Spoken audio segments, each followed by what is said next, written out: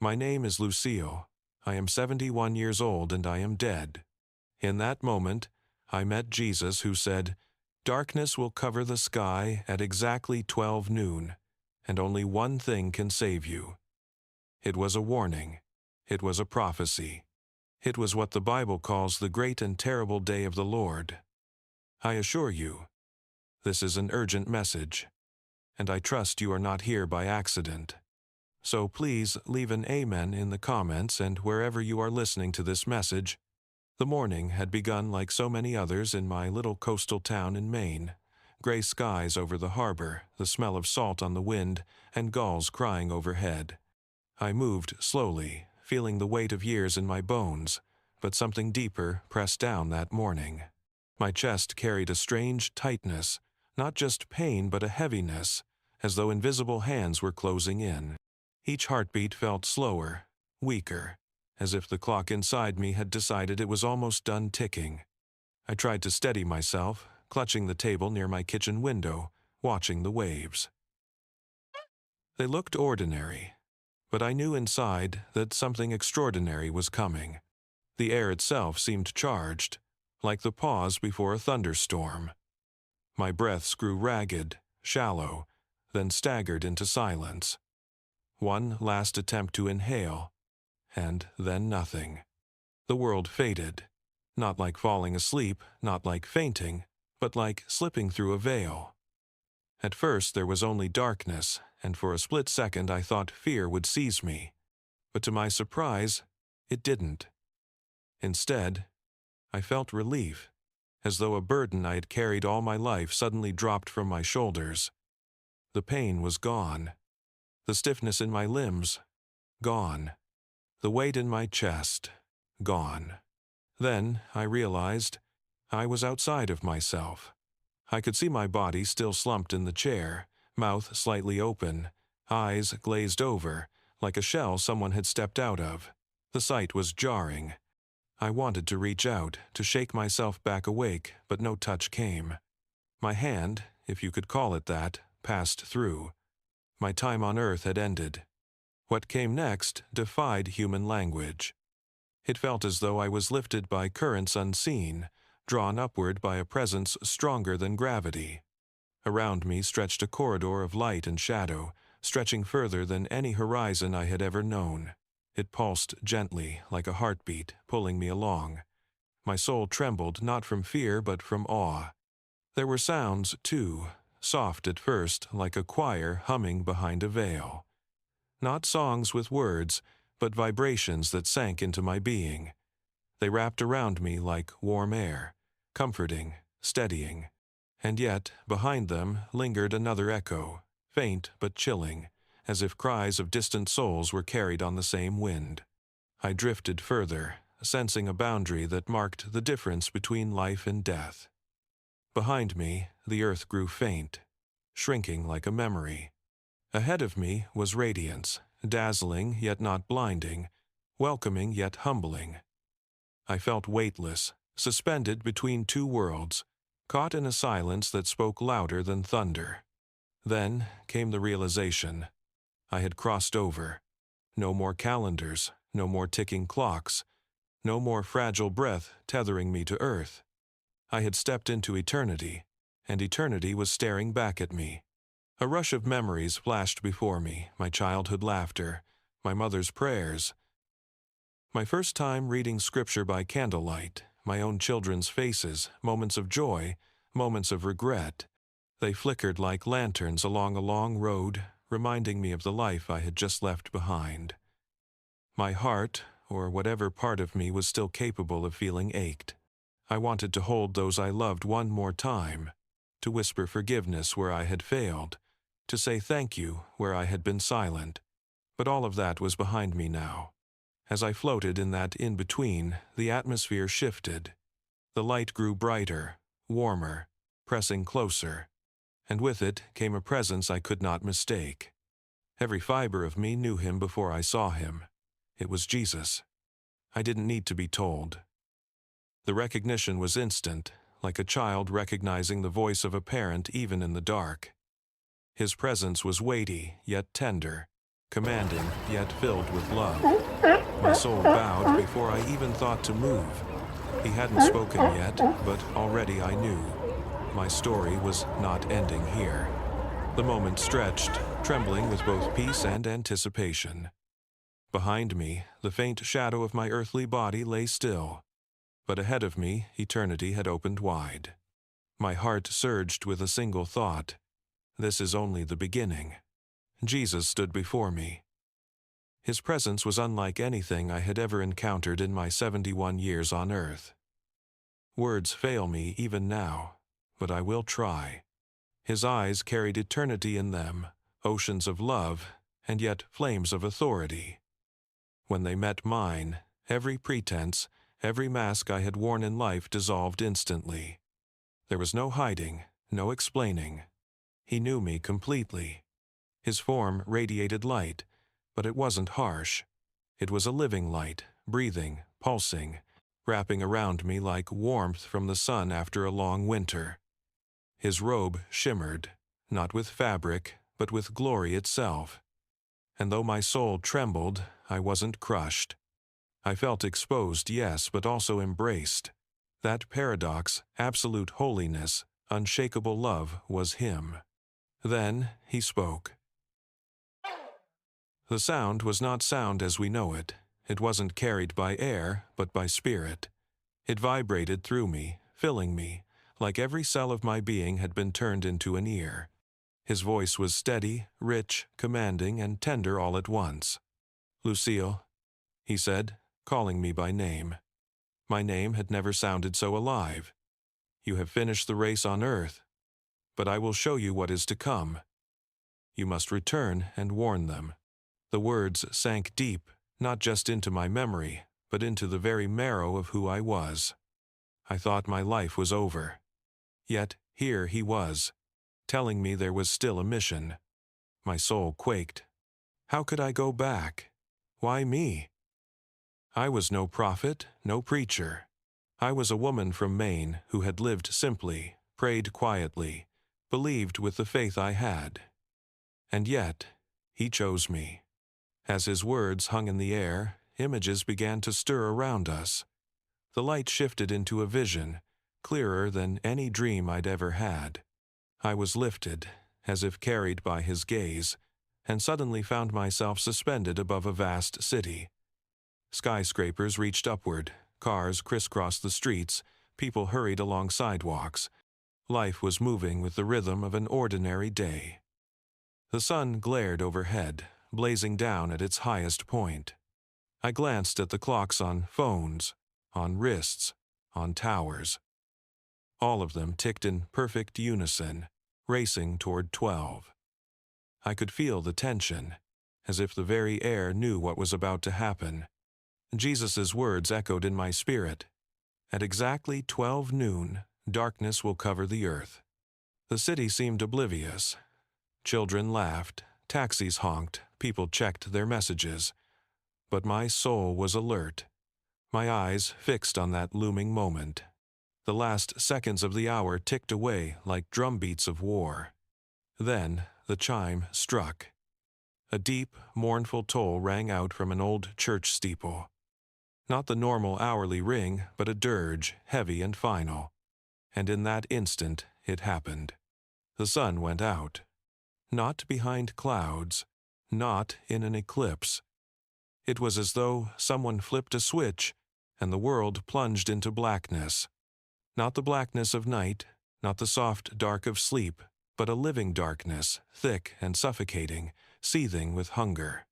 Gasps rose from the streets below. People screamed, stumbled, collided. Car horns blared in chaos. Yet even the headlights, the flashlights, the phone screens, all of it were swallowed instantly. Light did not exist in this darkness. It was devoured, consumed before it could even glow. I wanted to cry out, to warn them, but I was powerless, an observer caught in the grip of prophecy. My spirit trembled as I realized. This was no metaphor. This was the great and terrible day the Scriptures foretold. Jesus turned to me again. His face carried sorrow and fire all at once. "They do not believe," he said, "but you will tell them. Only one thing will save them when this comes." His gaze pierced through me, and for a moment I thought my soul might split in two. But then, just as quickly, his love steadied me, as though invisible hands cradled my being. I whispered, though no breath passed my lips, "Lord, what is the one thing?" He held me with silence. His pause was not cruel, but weighty, pressing me to wait, to endure the vision, to understand before the answer would come. And so I remained, trembling, caught between his glory and the terror of the scene before me. My mission had begun, though I barely understood it. The vision tightened its grip on me, and I felt myself drawn deeper into the unfolding scene. Noon had struck, and the sun had vanished as if erased from existence. What remained was not mere absence of light, it was a presence, a force, a living darkness that pressed in from every direction. At first, people tried to make sense of it. Some fumbled for their phones, their flashlights, their lighters. I watched them ignite little sparks of hope, but every flicker was snuffed out instantly. A lighter flame appeared for the briefest heartbeat and was swallowed whole. A phone screen glowed for half a second, then collapsed into black. Candles didn't last longer than a blink. Light was not just resisted, it was consumed. And the darkness wasn't silent. It breathed. It shifted. It pressed against the skin of the world with a weight that could crush. I could almost feel it in my own chest, though I was no longer bound to lungs. The air thickened like wet cloth stuffed into every mouth, choking, suffocating. And then came the stench rot, sulfur, damp earth dug from graves. It rolled in waves, making people retch, their hands clawing at their throats, their cries echoing in the suffocating night. Panic spread like wildfire. I saw people running into each other, tripping, collapsing. A man staggered across an intersection, arms outstretched, calling out for his child, but his voice was lost in the chaos. Women screamed, their words dissolving into the void. Men cursed in terror. It was as if every shred of order had been stripped away in an instant. And then the sounds began. Not human, not mechanical, but something primal, alien. A deep moan echoed like the groan of the earth itself. Shrieks pierced from the distance, high and sharp, carrying a malice that froze the marrow. Glass shattered, metal twisted. Somewhere, a horn blared and then was cut short as if smothered. The darkness moved as if it were alive. I could see it curling along the streets, weaving into homes, seeping through windows and doors. It didn't simply cover, it invaded. I watched it press into rooms where families huddled, wrapping around them like a predator circling its prey. My soul quivered with grief. These people didn't understand what was happening. They thought it was an eclipse, a strange storm, maybe even an attack. They had no idea this was the fulfillment of ancient words written in Scripture. Joel's prophecy thundered in my spirit. The sun shall be turned into darkness before the great and terrible day of the Lord comes. I remembered Jesus' warning, his words echoing. At exactly 12 noon, a living darkness will cover the earth. And here it was, unfolding before my eyes, not as metaphor, not as poetry, but as raw reality. I scanned the city below, desperate to see someone prepared, someone anchored. Some darted into churches, banging on locked doors. Others scrambled into basements or cars. But there was no safety in human plans. The darkness crept, relentless, suffocating every attempt to hide. One image burned into me. A woman lit a tall candle and clutched her baby to her chest. For one brief instant, the candle glowed warmly, casting shadows of hope against the wall. She whispered something, maybe a prayer. But before her lips finished the words, the flame bent inward, devoured. The darkness surged and swallowed them both. My spirit convulsed in sorrow. And yet, amid all the terror, I sensed Jesus still near me. He hadn't stopped watching. He let me see everything, the helplessness, the confusion, the terror. Not to crush me with despair, but to teach me the truth. Human strength could not endure this darkness. Human wisdom could not resist it. Human preparation was nothing more than sand in a storm. The cries grew fainter as people's voices broke, as chaos began to turn into hopelessness. Some stumbled, others simply sank to their knees, paralyzed by fear. And in that void of despair, the truth cut through me like lightning. Without him, without his covering, there was no survival. The darkness pulsed again, stronger this time, as if mocking every attempt at resistance. And though I was safe in the vision, my soul ached as if I were one of them. I wanted to scream, to warn, to reach out. But I was only watching, learning, receiving the burden I would be commanded to carry back. Then, the ground beneath the city shuddered faintly. A low rumble spread, a warning tremor of what was still to come. I knew in that instant, the vision was not finished. The terror had only just begun. The rumble deepened until it felt as though the very bones of the earth were grinding against one another. The living darkness did not stay passive, it thickened, wrapping tighter around the city like an animal tightening its coils around prey. My spirit strained to comprehend it. This was not absence of light. This was a thing, alive and hungry. It pressed in with a suffocating weight. I could feel it even without lungs, as though the darkness itself was reaching inside me, testing, probing. It wasn't content to cover the world. It wanted to devour hope, consume faith, crush everything in its path. I watched as people staggered through the streets, arms stretched in blind desperation. Their cries split the air, dissonant and frantic. "Help me! Where are you? God, save us!" But their voices faded into the void like drops of water lost in a desert. A man struck match after match, each one vanishing before it could glow.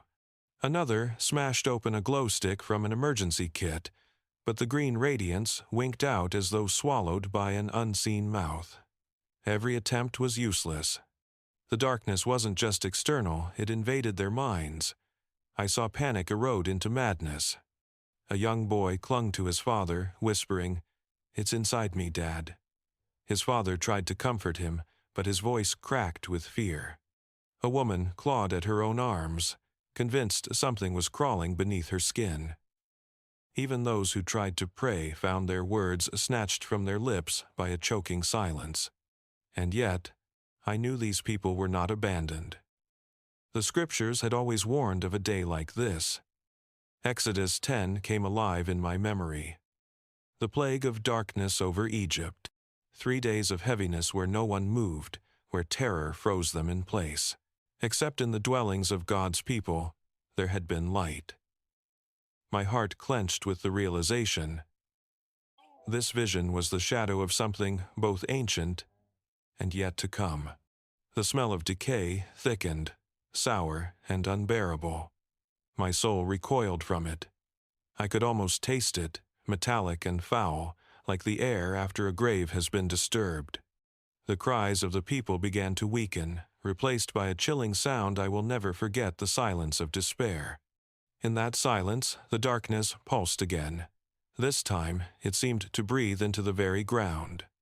I felt it searching, reaching into homes, seeping under doors, curling into windowsills. Families huddled together inside, but I could see their terror through walls as if they were transparent. Mothers clutched children. Fathers pressed furniture against doors, but their efforts looked like sandcastles against a rising tide. What made it worse were the illusions. Shadows began to shape themselves into things familiar. People swore they saw their loved ones, their pets, their friends calling from across the street. They stumbled toward the voices, only to vanish in the suffocating void. I wanted to shout, to warn them to resist, but all I could do was watch. The lesson was searing itself into me. Without trust in him, without his covering, the darkness was irresistible. A man fell to his knees in the middle of a highway. He raised his hands toward the black sky and cried out, "Where are you, God?" The moment the words left his lips, the darkness surged over him like a wave. His cry was cut short. The void swallowed him whole. The city was unraveling. The more people fought, the faster the darkness consumed. I realized then that fear was its fuel. The more they panicked, the stronger it grew. Hope was smothered like embers under wet ash. The despair was palpable, thick as tar, clogging every breath and thought. And yet I sensed something. Small, faint, but undeniable. Somewhere beyond the chaos, there were pockets of peace.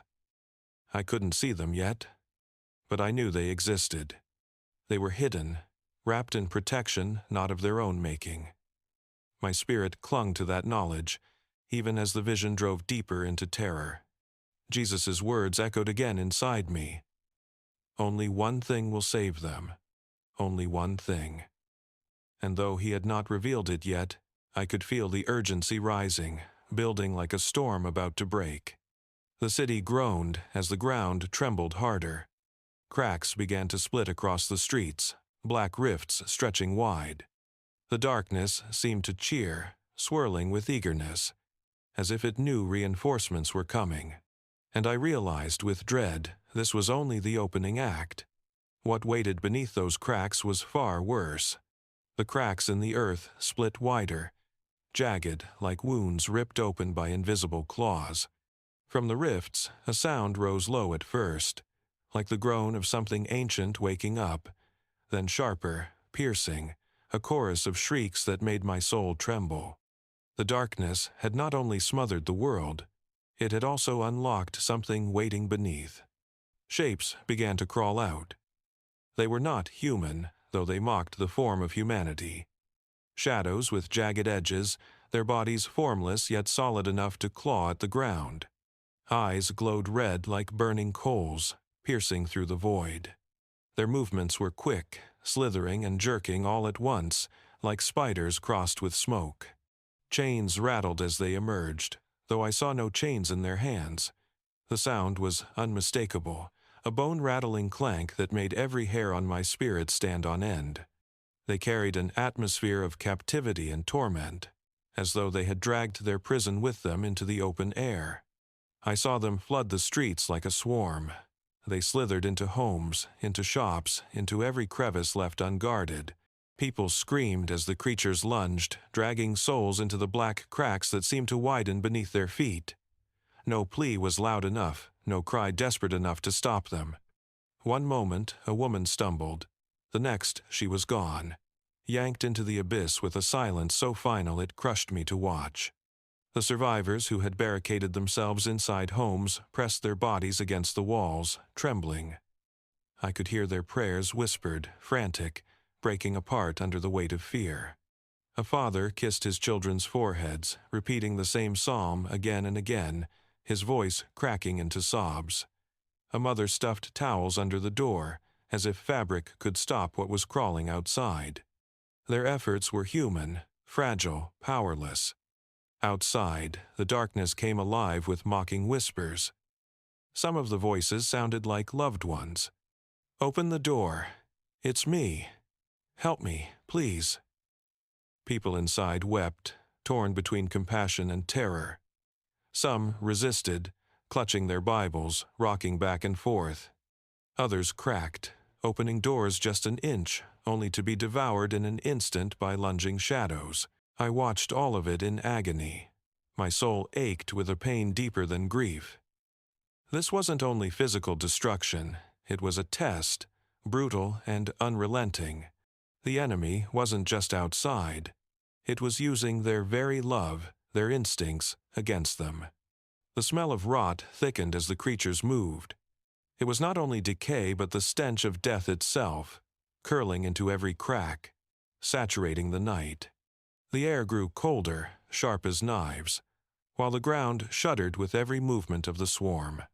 And yet even in the chaos, I felt Jesus still beside me. Silent, steady, his presence did not waver. He wanted me to see it all, to feel the depth of the terror. to understand the weight of what he was showing me. The cries of the people rose, mingling with the shrieks of the creatures. The city had become a battlefield between despair and faith. My spirit was nearly overwhelmed, yet I held to the promise still echoing inside. Only one thing will save them. I looked again at the cracks in the ground. They yawned wider, glowing faintly with a red light from below, as though a furnace had been opened. The creatures danced along the edges, celebrating their release, their claws slicing through the air as they pounced on anything that moved. And as I watched, my spirit whispered a desperate question. How could humanity survive this? The answer was not yet given. The vision was still unfolding, and I knew the worst had not come. Above the chaos, the heavens began to stir, as if even the sky was preparing to unleash its judgment. The air above the city grew tight, as if the sky itself drew a breath and held it. I felt it press against my spirit, a hush before the breaking. The living darkness roiled below, thick and predatory. But what gathered overhead was different, older, weightier, certain. You know the feeling when thunder is about to split the clouds and you can taste metal at the back of your tongue. That was the atmosphere. A poised severity, a solemn countdown no one could hear with the ears, but everyone could feel in the bones. The main current running through me was dread, not the frantic kind that scatters thoughts, but the solemn dread that knows judgment is not only coming, it has already arrived. Then it came. A single, world-sized concussion that did not ride the air so much as wring it dry. The ground bowed. Windows that had not yet shattered surrendered at once, tinkling into nothingness that swallowed even their sound. A second detonation followed, lower, deeper, as if some hidden hinge beneath creation had been torn loose. The third was not the loudest, but it was the one that changed everything. The darkness shivered, drew back a hair's breadth, and the vault above yawned open like a wound. Fire fell. Not fire as we know it, not orange tongues that dance and flicker, but a holy severity that carried a strange blue heart with filaments of living gold. It did not spill. It descended with purpose. Where it struck, matter obeyed instantly. Concrete did not crack it, let go. Steel did not bend it, unmade itself. Skyscrapers ignited like candles that had waited all their lives to be lit, then folded inward in a hush that felt almost reverent. Streets became rivers of heat, flowing where gravity drew them, and yet nothing leapt or splashed. Everything moved as if directed by a will older than mountains. I watched a corridor of flame trace a perfect line across the city's spine, then another cross it, then another. The pattern was not random. Even from above, the geometry of it struck me, like a grid of correction laid over a map of pride. The first tidbit that lodged in me an almost clinical piece of knowledge in the middle of awe was that nothing in that pattern missed. Not a block, not a roof, not a symbol. The line knew what it touched. Earth answered from below. The tremors that had teased the surface gathered into a single, violent shudder. Asphalt yawned, swallowing whole lanes with the easy appetite of an ocean opening a sinkhole. Bridges bowed, sighed, and folded like ribbon. Underpasses became traps. Water mains burst, then boiled to vapor in the heat, sending columns of steam that bloomed and collapsed without sound. At the shoreline, the ocean that had receded as if holding its breath returned in a body, not as a single wave, but as a wall whose foot was everywhere at once. It struck piers and promenades with a slow, crushing certainty. The water carried what it took. Homes slid off their foundations and drifted a heartbeat before dissolving into the churn. Ships were lifted without dignity and set down nowhere at all. The sea took back its edges, and the edges did not disagree. All of this happened inside a darkness that remained alive. It flexed and fought, swallowing glow, choking embers, drinking the last sparks from the last batteries. People who had survived the first minutes crouched in hallways and cellars and clenched their eyes shut against a night that could be felt. The shrieking things that had crawled from the rifts tried to thrive in the confusion, but even they flinched from the blue-gold fire that fell in pillars and sheets. I realized, with a clarity that cut like ice, that this judgment did not negotiate with terror. It named it and unmade it at the same time. You would think the loudest part would be the fire, or the earth cracking, or the water's iron fist. But the sound that carried the farthest was the new silence that followed each stroke. It was the quiet truth that nothing on the surface of that city, wealth, famous names, old institutions, hidden rooms could argue with the moment. The living darkness swallowed screams and headlights. The holy fire swallowed arguments. In a neighborhood of mid-rise buildings, I saw one structure stand untouched while all around it sagged. The darkness pressed to the very eaves and could not go in. I could not yet see why this house was different, only that it was. The yard around it did not char. In the window, a child's drawing was taped to the glass, a sun, a vine, a nest of birds. It should have broken me with relief, but the moment was too heavy for that. I filed it away like a breath I would need later. Beneath the streets, deeper faults unlatched. The city's grid flickered in my mind, and then the world's grid. I saw other coasts answering, other mountains shrugging off their caps, other valleys filling with a sudden inland sea. What I had taken for a local vision bloomed into a global hour. Islands shook like bells. Highways I had never driven broke into stuttering segments. Tall towers in distant capitals leaned and folded, their reflections crumpling on the black rivers below. The names of places did not matter. The pattern mattered. It was everywhere. I expected hatred to fill me, maybe a grim satisfaction that a corrupt world was getting what it deserved. Nothing like that came. What came was a sorrow so large it required stillness, and a reverence that felt like kneeling without knees. Judgment was not a tantrum. It was holy. It was measured.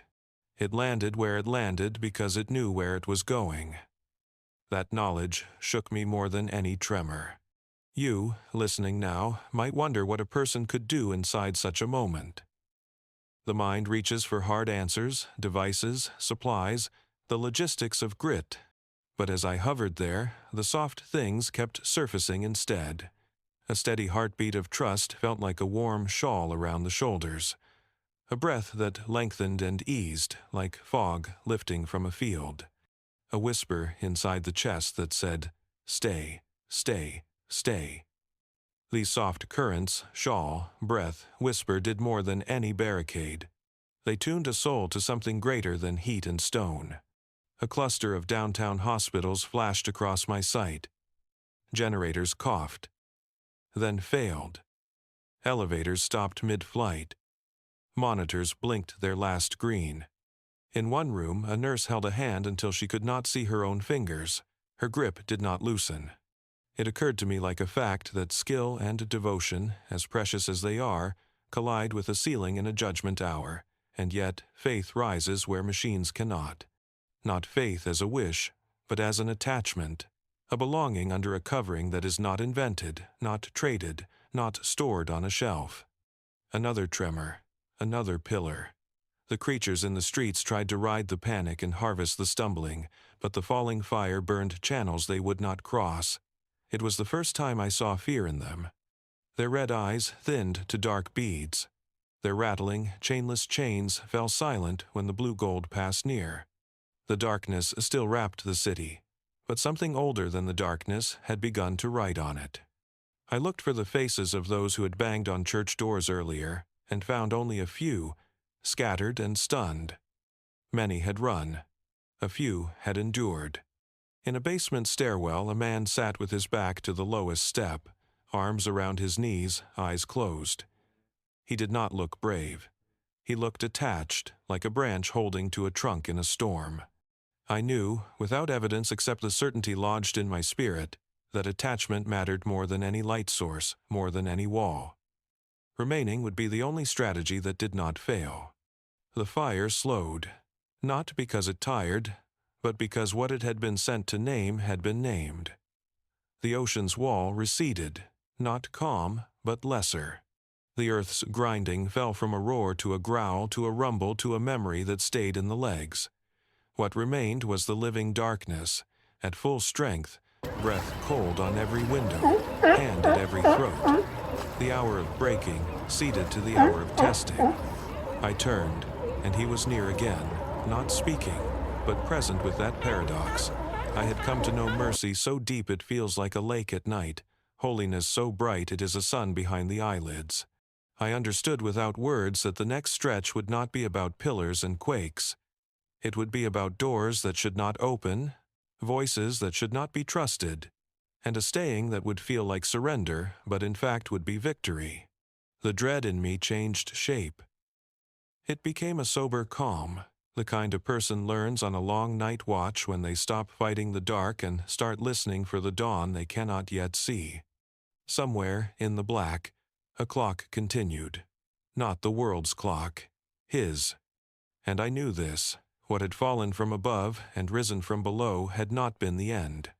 It had been the setting of a test that would reach not only streets and beams and shorelines, but the thin places inside the mind, where love grows warm or cold.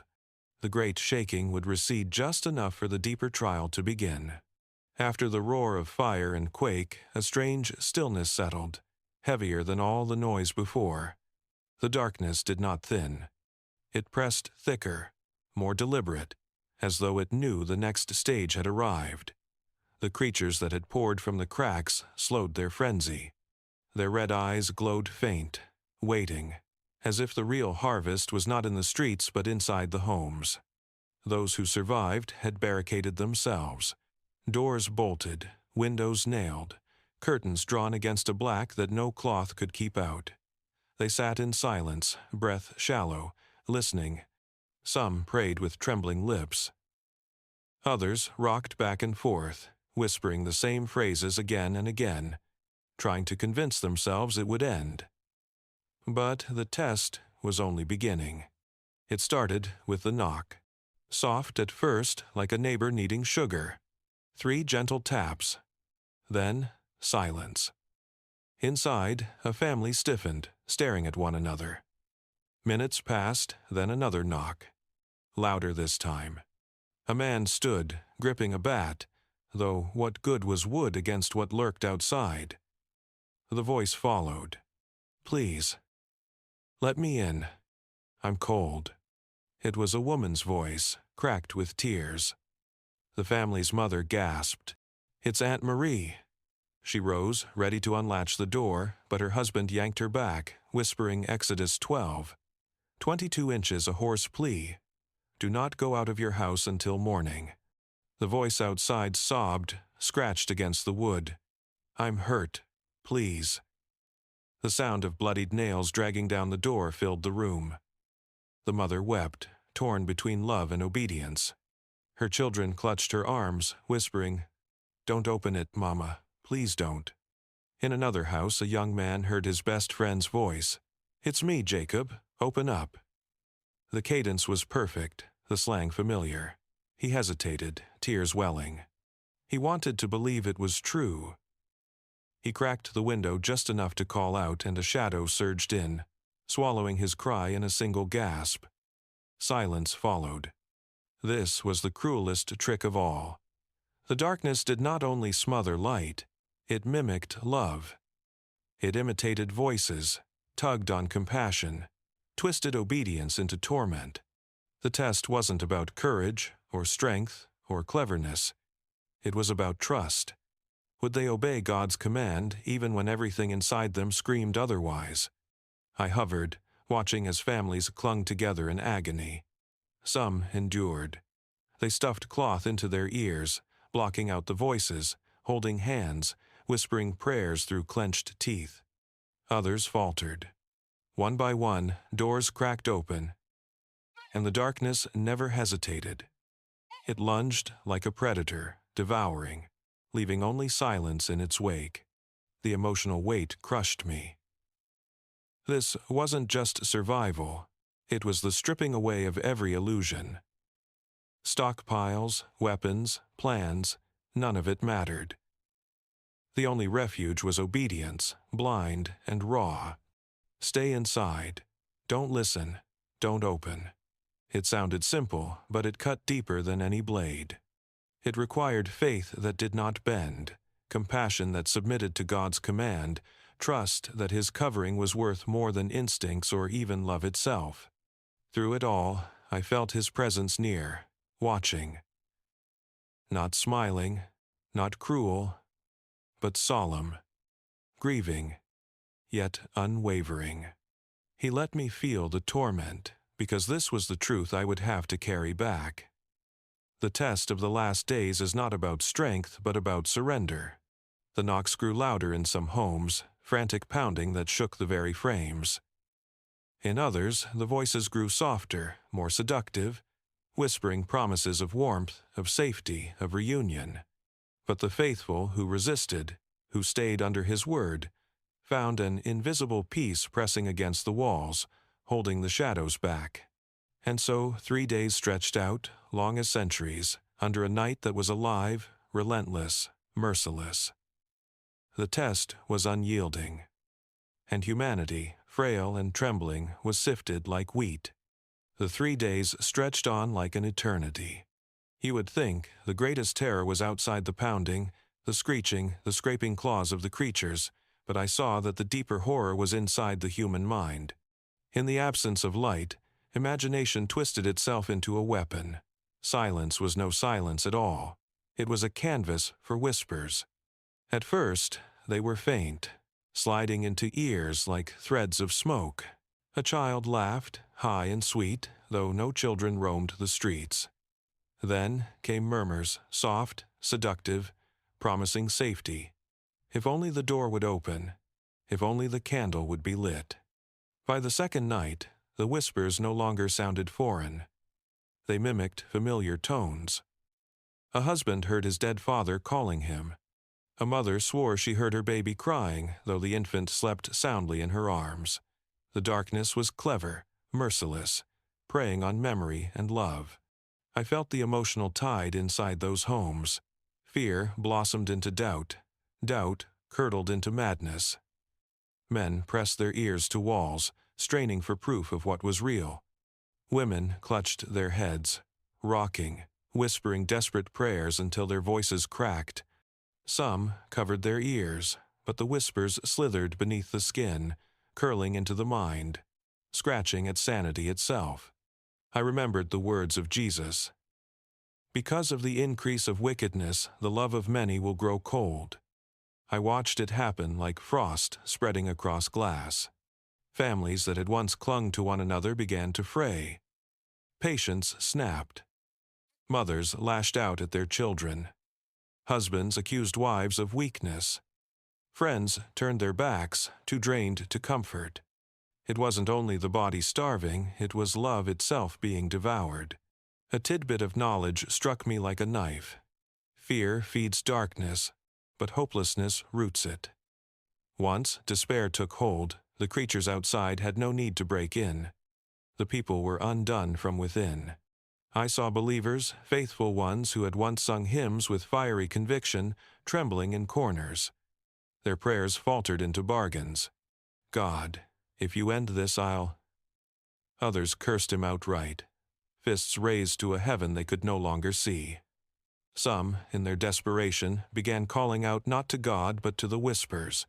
They begged the very darkness for relief, offering anything, yes, even their souls for a flicker of light, for an end to the torment. My spirit wept. Yet even in this abyss I saw flickers of endurance, small pockets of peace like candles unseen.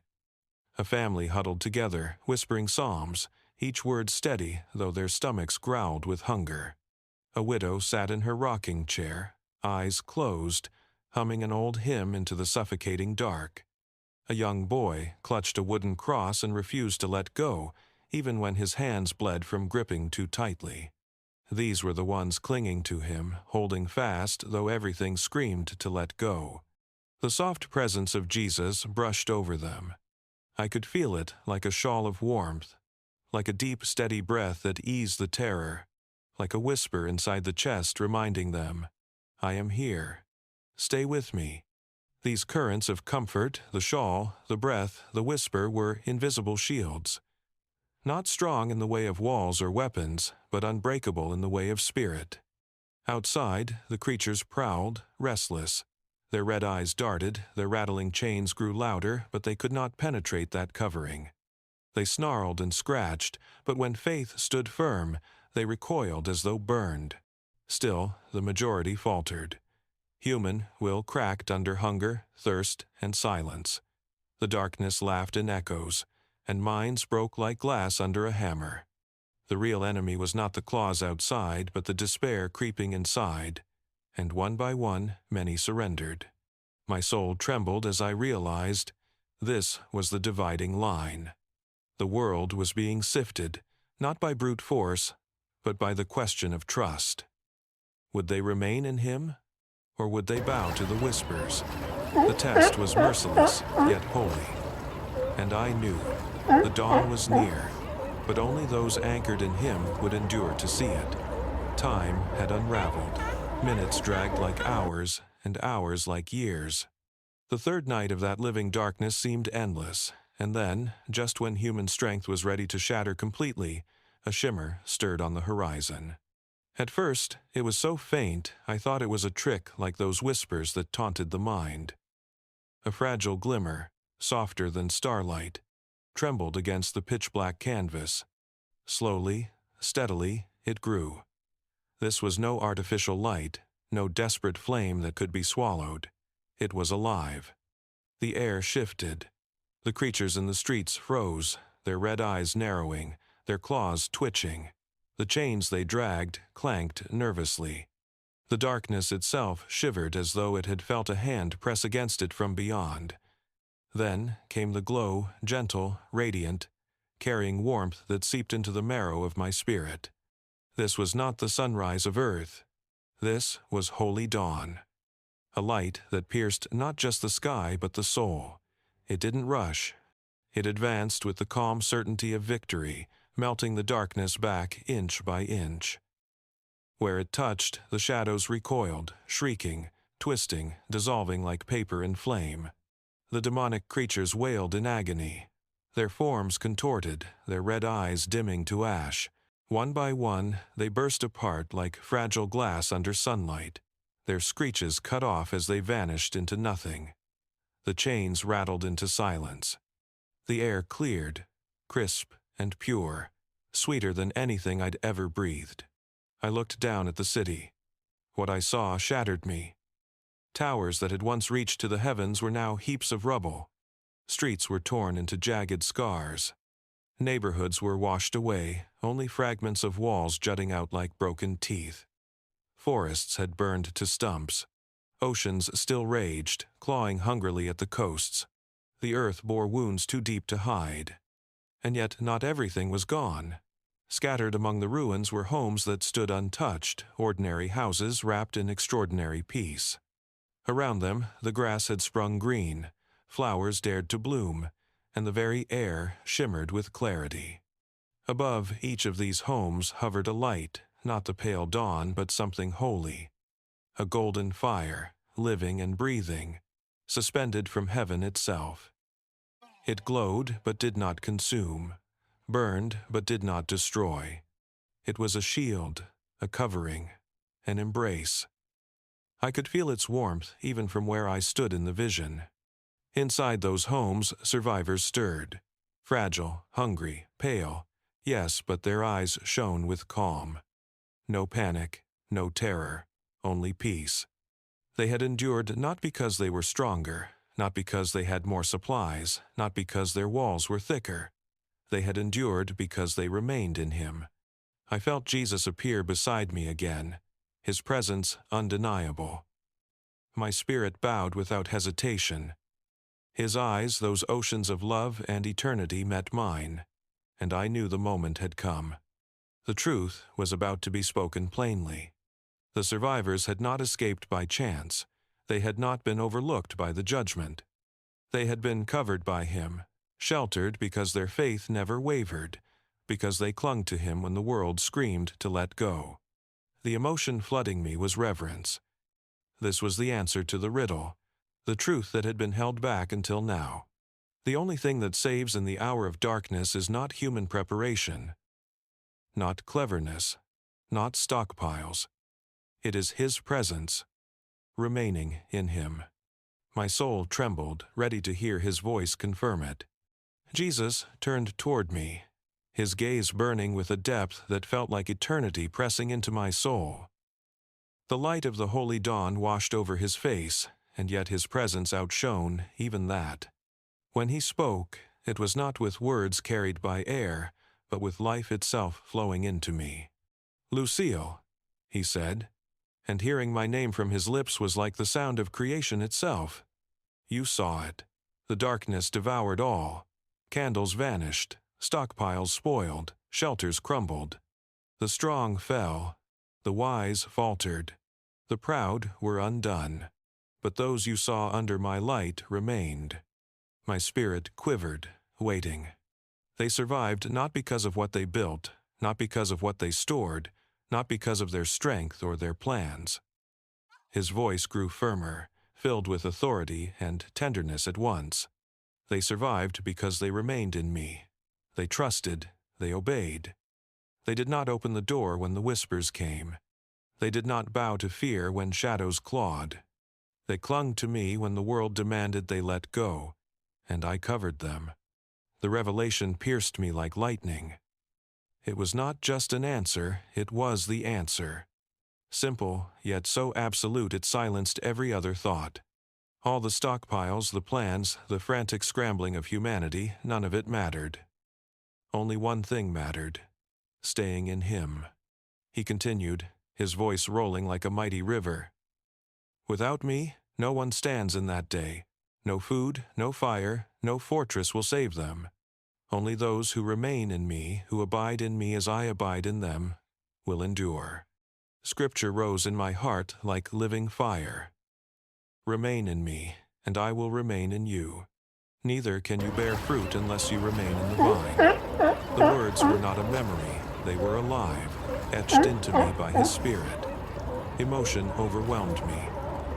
Awe, fear, reverence, love. My soul broke and remade itself all at once. I wept not from despair, but from the immensity of grace. He had chosen to show me this, a frail woman of 71, so that I could return with the truth the world needed most. Jesus reached out, His hand radiant. I felt its weightless touch on my shoulder, a current of peace that dissolved every last thread of fear in me. His eyes held mine, and I saw sorrow there for those who would not listen, but also unshakable love for those who would. You will go back, He said softly, though His voice shook the very air. You will warn them. Tell them not to trust in their walls, not in their candles, not in their wisdom. Tell them the only safety is in me. Those who remain under my covering, I will shelter. Those who do not, I cannot. I wanted to stay with Him forever. The thought of returning to a broken body, to a world full of scoffers and doubters, weighed heavy. But His gaze held me steady, reminding me this mission was not mine, it was His. Do not fear their laughter, He said. Do not bend under their doubt. Speak, warn, call them to remain. For the hour comes quickly, and the clock is already at the edge of noon. With that, His presence enveloped me one final time. Peace beyond comprehension filled me, a fire that seared truth into my marrow. My spirit clung to Him, trembling. Then, like a rush of wind, I felt myself pulled downward, crashing into my body with a jolt that ripped a gasp from my chest. Machines beeped. Lights stabbed my eyes. Nurses hovered, astonished. They whispered I had been gone too long, that I should not have returned. But I knew. I had seen Him. I had heard Him. I carried His truth. And now I must give it to you. The only way through the darkness is to remain in Jesus. Not later, not when the signs grow worse. Now, before the clock strikes. I know my story has been heavy, maybe even frightening, but listen carefully, and let your heart rest. What I saw was not meant to leave you in despair. It was given so you would have hope, the kind that cannot be shaken.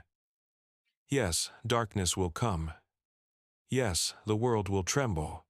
But those who cling to Jesus, those who abide in Him with unyielding trust, will be covered. You will not be abandoned. Think of it like a home wrapped in holy light. Not because the walls are strong, not because the people inside are perfect, but because they chose to trust Him more than their own instincts. They stayed under His covering when the voices begged them to step out. That is the promise you have too. If you remain in Him, He remains in you. No darkness can swallow that. So do not let fear root itself in you. Let faith anchor you instead. Prepare your heart, not just your pantry. Strengthen your spirit, not just your shelter. Because when the testing comes, only the covering of Christ will stand.